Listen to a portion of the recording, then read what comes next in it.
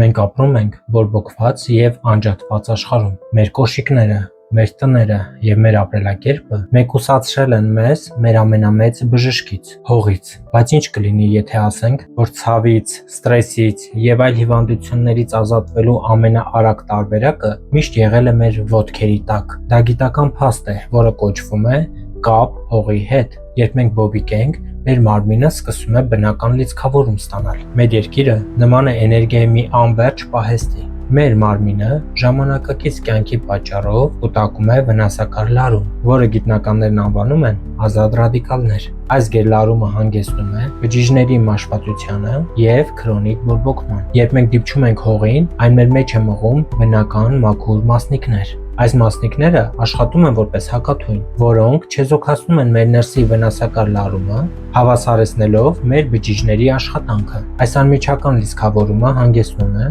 մեր ներքին համակարգի վերակայմանը։ Հողի հետ կապը տալիս է զարմանալի չափելի արդյունքներ։ Մասնավորապես, դադարում է մեր նյարդային համակարգի մշտական գերլարված պատրաստ ռեժիմը։ Մենք անցնում ենք հանգիստ, վերականգնող հանգստի ռեժիմի։ Սա նշանակում է ավելի լավ քուն, ավելի ցածր սթրես և սթրեսի հորմոնի կորտիզոլի ռիթմիկ կարգավորում։ Քրոնիկ ցավը և մարմնի բորբոքումը նվազում են, քանի որ երկրի մասնիկները բուժում են վնասված բջիջները։ Այն նվազեցնում է արյան խտությունը և մածուցիկությունը, ինչը թույլ է տալիս արյանը ավելի հեշտ հոսել։ Սա սրտային հիվանդությունների ռիսկը նվազեցնելու ամենապարզ եղանակներից է։ Մենք տեսնում ենք, որ գյուղական վայրերում ապրող մարդիկ, հատկապես նրանք, ովքեր մշտապես աշխատում են հողի հետ, հաճախ ունեն ավելի ամուր իմունիտետ։ Դա կապված է ոչ միայն թարմ սննդի, այլև հողի հետ ուղղակի շփման հետ։ Հողը լի է օգտակար մանրէներով։ Երբ մենք աշխատում ենք հողի հետ, մենք ներշնչում և ներմուծում ենք այդ մանրէները,